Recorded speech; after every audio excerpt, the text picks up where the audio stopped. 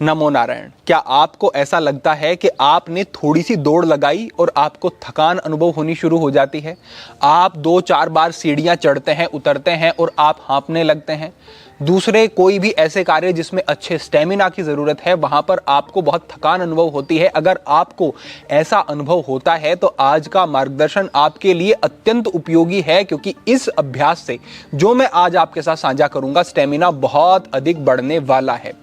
आप ये समझ लें कि आपके जो भी कार्य हैं, जो भी शारीरिक प्रभाव जिसमें रहते हैं, शारीरिक ज्यादा अभ्यास रहता है आपका, उन कार्यों को करने में आपकी गुणवत्ता बहुत अधिक बढ़ जाती है। अगर आपका स्टेमिना बेहतर हो तो ये आपको अलग अलग बहुत सारे तलों पर प्रभावित करने वाला है। बड़े ध्यान से इस क्रिया को समझ लेना, ये बड़ा लाभ आपको देगी।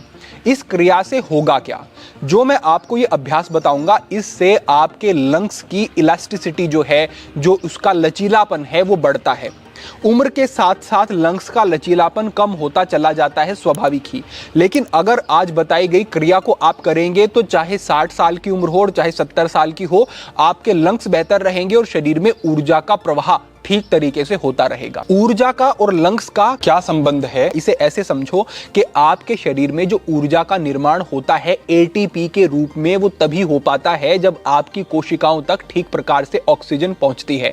और अगर आपके लंग्स ठीक तरीके से फैल नहीं रहे हैं, आपकी डायफ्राम मसल ठीक तरीके से काम नहीं कर रही है, आप छोटी सांस ले रहे हैं, या फिर आपके लंग्स के एयरवेज जो हैं वो ब्लॉक हो गए हैं, उस स्थिति में आपकी सांस बेहतर नहीं रहती है, प्राणवायु का स्तर शरीर में घटना शुरू हो जाता है, ऊर्जा का निर्माण शरीर में नहीं हो पाता है, और आपकी मसल्स को जितनी ऊर्जा चाहिए वो ना मिलने के कारण आप किसी भी काम को करते हुए बहुत जल्दी थकना शुरू कर देते हैं, हाँफना शुरू कर देते हैं। तो अगर लंग्स को बेहतर रख लिया तो आपका स्टेमिना बहुत बढ़ जाएगा, और ना केवल स्टेमिना, आप बहुत समय तक युवा भी बने रहेंगे। क्योंकि जब प्राणवायु शरीर में सही है तो समझो आपके सेल्स सही हैं। आपके सेल्स सही हैं तो समझो आप युवा हैं। स्किन सेल्स बेहतर होंगे, स्किन बेहतर हो जाएगी। दूसरे ऑर्गन्स के सेल बेहतर तरीके से काम करेंगे तो वो ऑर्गन्स बेहतर हो जाएंगे। तो इस अभ्यास का, इस अत्यंत मूल्यवान क्रिया का प्रयोग आपके पूरे शरीर पर पड़ने वाला है। ये आप दिमाग में पहले ही बिठा लो। अब आगे बढ़ते हैं और समझते हैं कि अभ्यास क्या है। अभ्यास से पहले मैं बता दूं कि पहली तो सजगता यह है कि सीधी कमर करके आपको इस अभ्यास के लिए बैठना है। कमर झुकी हुई और कंधे विशेष रूप से आगे की तरफ झुके नहीं होने चाहिए। कंधों को थोड़ा सा ऐसे पीछे की तरफ रोल करके और इस तरीके से अपनी छाती को बाहर की तरफ थोड़ा सा खोल लेंगे, पहली बात। दूसरी बात, जिनको हाइपरटेंशन है, जिनको हृदय से संबंधित समस्याएं हैं, जिनको मिर्गी की समस्या है और जिनको अल्सर की समस्या, अल्सर पेट में है या फिर हर्निया है, वो लोग इस अभ्यास को नहीं करेंगे। बाकी ये समस्याएं नहीं है तो सभी लोग इसका अभ्यास निश्चित रूप से कर सकते हैं। मैं ये भी आपको बता दूं कि सामान्यतः एक व्यक्ति अपने लंग्स का 50% भी प्रयोग नहीं करता है, जिसकी वजह से लंग्स की जो क्षमता है वो खत्म होनी शुरू हो जाती है।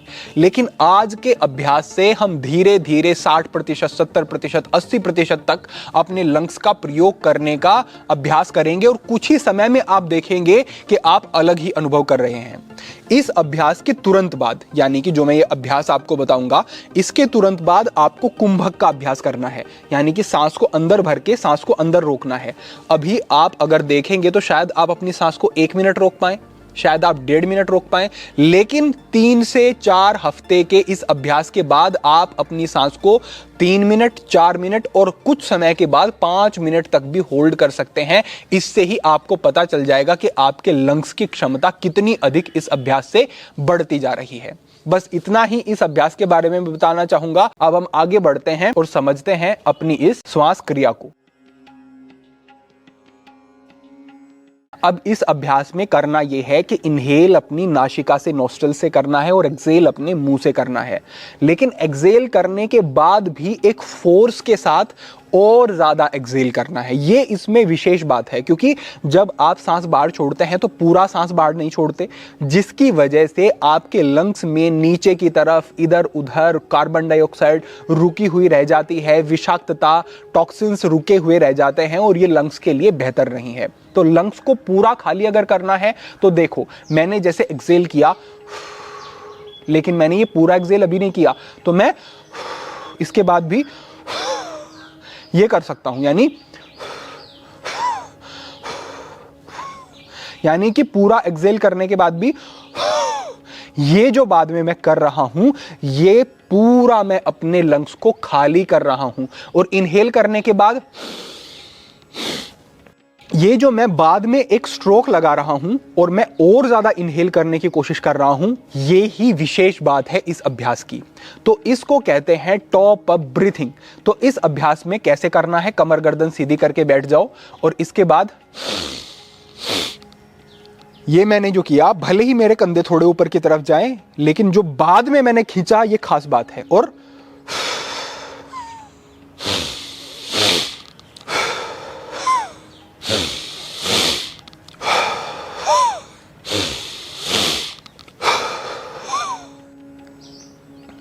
ये जो मैं कर रहा हूं, ये पूरी सांस बाहर छोड़ना, पूरी सांस अंदर लेना, इससे कुछ ही समय के बाद आपके पूरे शरीर में झुनझुनी सी आपको अनुभव होगी। क्योंकि अब से पहले उस तरीके से लंग्स का प्रयोग नहीं किया था जैसा अब कर रहे हो। तो शरीर को कुछ अस्वाभाविक लगता है, प्राणवायु का संचार एकदम बढ़ता है, तो शरीर में थोड़ी चींटी सी काटना, थोड़ा सा हल्का सा चक्कर सा आना, ऐसा अनुभव हो सकता है, लेकिन ये बिल्कुल सामान्य बात है। इस अभ्यास को लगातार 3 मिनट तक अगर आपने किया तो एक एक कोशिका तक प्राणवायु ऐसे पहुंच जाएगी कि किसी तरीके का अभाव शरीर में नहीं रहेगा। और ये 3 मिनट का अभ्यास आपके लिए वो काम कर देगा जो शायद दूसरा कोई अभ्यास घंटों तक करने पर ना कर पाए, क्योंकि यहां पर हम मैक्सिमम यूज अपने लंग्स का कर रहे हैं। देखो, छोटे से अभ्यास होते हैं, लेकिन जो प्रभाव होता है ना, वो जीवन बदल देने वाला होता है। इसके 2 से 3 महीने के अभ्यास के बाद आप अपने स्टेमिना को देखना कहां जाता है। तो आपको समझ आ गया, हमने पूरा सांस अंदर लिया, अंदर लेने के बाद भी और थोड़ा खींचा, बाहर हमने पूरा छोड़ा, और बाहर छोड़ने के बाद भी एक स्ट्रोक के साथ, एक प्रेशर के साथ और बाहर छोड़ा। इस तरीके का कुछ ये इसमें प्रणाली और अभ्यास रहेगा। अब ये आपने किया लगभग 3 मिनट तक। शुरुआत में 3 मिनट नहीं होता है, 1.5 मिनट करो, 2 मिनट करो। उसके तुरंत बाद आपको क्या करना है, सांस पूरा अंदर भरा और अंदर रोको।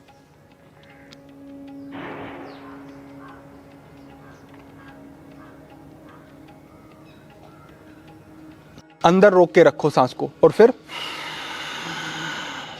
उसके बाद फिर से लंग्स को पूरा खाली कर दो। एक ही कुंभक करना है, उसके बाद इसका दूसरा राउंड करो। पहले टॉप अप ब्रीथिंग का जो अभ्यास है वो करना शुरू करो, उसके बाद फिर से सांस को पूरा अंदर खींचो और अंदर कुंभक करो। इस तरीके से आपको शुरुआत में 4 से 5 बार और उसके बाद बढ़ाते हुए 6 बार, 7 बार, 8 बार, 10 बार आप ले जा सकते हैं।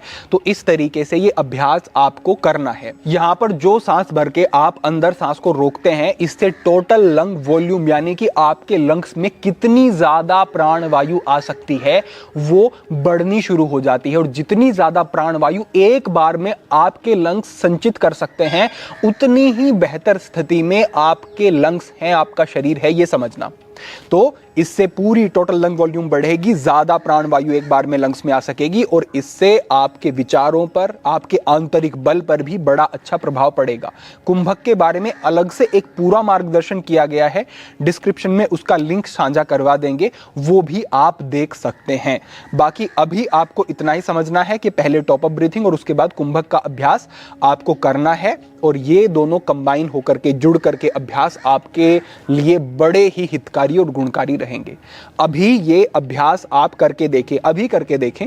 पहले ये अभ्यास आप करें, उसके बाद कुंभक का अभ्यास आप करें, और तब आप देखेंगे कि तुरंत ही आप लंबा होल्ड कर पा रहे हैं पहले से, जितना पहले कर पाते थे। अपेक्षा है कि पूरा मार्गदर्शन समझ में आ गया होगा। एक बार अब मैं लास्ट में एक क्लिप ऐड कर रहा हूं, जिसमें मैं केवल ये अभ्यास आपको दिखा रहा हूं। इसको आप देख लें, एक बार फिर से समझ लें, और इसका निरंतर अभ्यास करें, आपको विशेष लाभ होंगे।